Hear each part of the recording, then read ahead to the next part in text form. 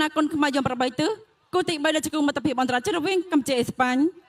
ទឹកទី2 round 2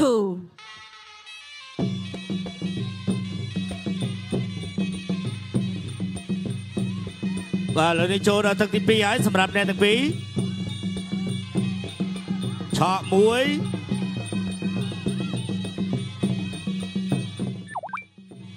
ទាត់មួយជើងរបស់ផនិតឆក់ដៃរបស់ផនិត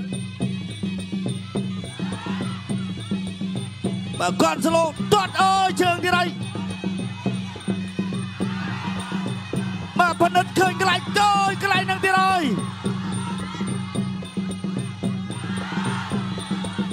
ទាត់ខលើរបស់គាត់ស្លូ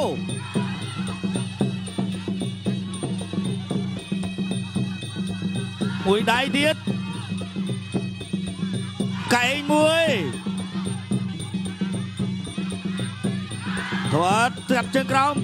ផនិតដាញ់ហើយមកលៀនណាបាប់ដួលដៃរបស់គាត់ស្លូជើងអីយយអូយផនិតជាឆ្ងាយពេក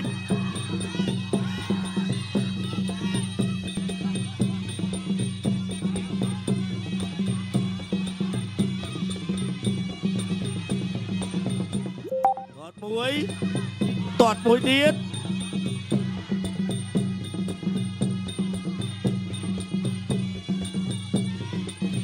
អើយទាត់ទៀតទៅហើយទាត់ទៀតអេកនសាឡូ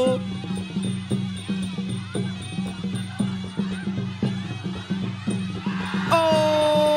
កស1 2 3 4 5 6 7 8បន្តការប្រកួត continue បាទទៅទៀតហើយទាត់ជើងក្រោមទៀតហើយមួយដៃទាត់ទៀត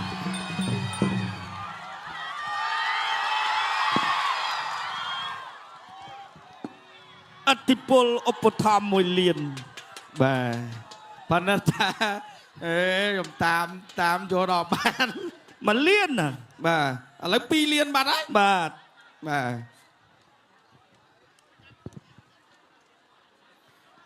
ទអញ្ចឹងបានថាអូនេះរូបភាពយឺតកែងរបស់ផនិតទាត់កាត់ខាងក្រោមពីផនិតទាត់មកជើងចូលផ្លូវរបស់ផនិតព្រោះផនិតឃើញហ្នឹង